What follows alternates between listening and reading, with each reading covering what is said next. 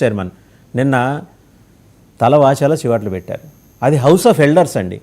We need to maintain some decorum. మనం పెద్దల సభలో కూర్చున్నప్పుడు మనం మాట్లాడవలసిన అంశాలేంటి, మనం లేవనెత్తాల్సిన అంశాలేంటి. ఓకే, విధానపరంగా మీరు ఆర్గ్యూ చేసుకోవచ్చు లేదా మీరు ఏదైనా మాట్లాడవచ్చు.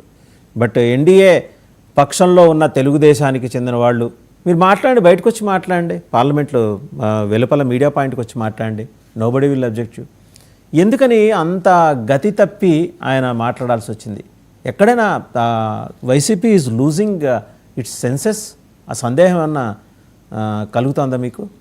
తన స్పృహ వైసీపీ కోల్పోతోందా? 99 టీవీ వీక్షకులకి, వాసుదేవన్ గారికి, ప్యానల్లో ఉన్న పెద్దలకి అందరికీ కూడా శుభోదయం. సార్, ఎంతసేపు ఉన్న విజయసాయి రెడ్డి గారిని పార్లమెంట్లో మొటిక్కాయలు, ఈ రెడ్ బుక్ రాజ్యాంగానికి హైకోర్టులో వేసిన మొటిక్కాయల గురించి కూడా చెప్పండి. రెడ్ బుక్ రాజ్యాంగానికి బ్రేక్ పడిందా లేదా? సజ్జల భార్గవరెడ్డి విషయంలో హైకోర్టులో ఊరట అంటున్నారు, మీరే చెప్పారు. దాంట్లో ఇది రెడ్ బుక్ రాజ్యాంగము అనేది బాగా అర్థమైపోయింది.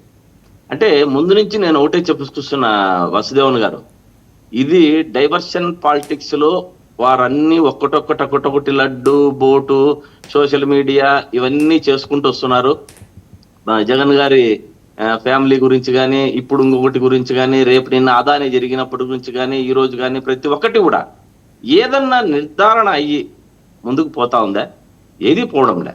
ఓన్లీ ఊరికే అభియోగాలు చేస్తూ అందరినీ ప్రజల్ని మభ్యపెడుతూ డైవర్ట్ చేస్తూ కూటమి ఏదైతే అన్ని చెప్పిన సూపర్ 6లన్నీ అమలు పరచకుండా ముందుకు పోతూ ఒక ఫ్యామిలీ ఇన్ని రోజులు చెప్పుకుంటూ వచ్చారు, ఫ్యామిలీకి అన్ని పదవులని, ఆ పదవులు ఇప్పుడు ఇచ్చుకుంటూ ఫ్యామిలీలో మాకేం అభ్యంతరం లేదు. మీరు ఎవరు ఏ పార్టీ కష్టపడినా వెనకల ఉండి ఆయన నడిపినా ఇయ్యొచ్చు, మాకు తప్పు లేదు. కానీ మీరు మాట్లాడే ముందు కూడా ఎన్నికలలో విఘ్నతగా మాట్లాడి ఉండింటే ఈ ఫ్యామిలీకి ఎందుకు మేము ఇస్తున్నాము అని మేము ఈరోజు అడగం.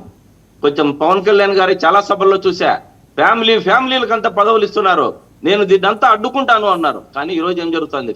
ఫ్యామిలీలకు నేను చెప్పా, నేను ఇంత ముందు కూడా చెప్పా, చిరంజీవి గారు ముఖ్యమంత్రి అయినా మాకు అభ్యంతరం లేదు, మీరు ఉగాది తర్వాత మీరు ముఖ్యమంత్రి అవుతారనుకున్నాము, కానీ ఇప్పుడు నాగబాబు గారు ఫీల్డ్లోకి వచ్చారు, రేపు చిరంజీవి గారు ముఖ్యమంత్రి అయినా మాకు అభ్యంతరం లేదు, అవుతారు కూడా, చేసుకోండి. ఎందుకంటే జమ్లీ వచ్చా జగన్ వచ్చా అనే ఒక్క ఇది జరుగుతా ఉంది. నేనైతే జమ్లీ వస్తుందంటే అందరూ కూడా నవ్వుకున్నారు, ప్యానెల్లో ఉన్న సభ్యులంతా కూడా ఏమనుకుంటున్నారు, రారు అని. కానీ జమ్లీ వస్తుంది, జగన్ వస్తాడు.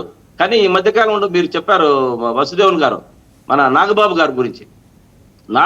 గారి గురించి మంత్రి పదవి ఇవ్వడంలో జనసేన అధినేత పవన్ కళ్యాణ్ గారి దగ్గర ఉన్నటువంటి పదవిని కేటాయించి అంత ఇది చేయాల్సిన పని లేదు. అంటే త్యాగం. చంద్రబాబు గారి దగ్గర కూడా చాలా పదవులు ఉన్నాయి, దాన్ని కూడా తీసి ఒకటి ఇవ్వచ్చు.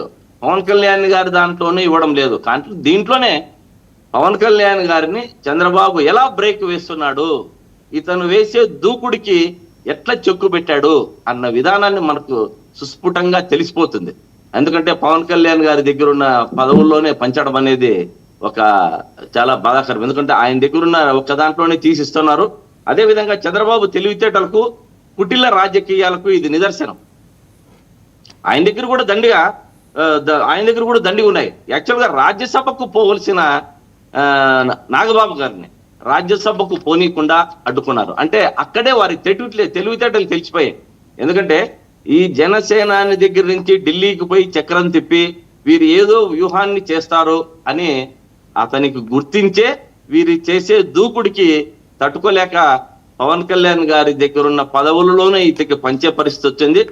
రాజకీయంగా కూడా ఢిల్లీకి పోలేక, రాజ్యసభకు పోలేకుండా అడ్డు వేయడంలో చంద్రబాబు గారు దాంట్లో సఫలీకృతం అయినారనే నేను చెబుతున్నా.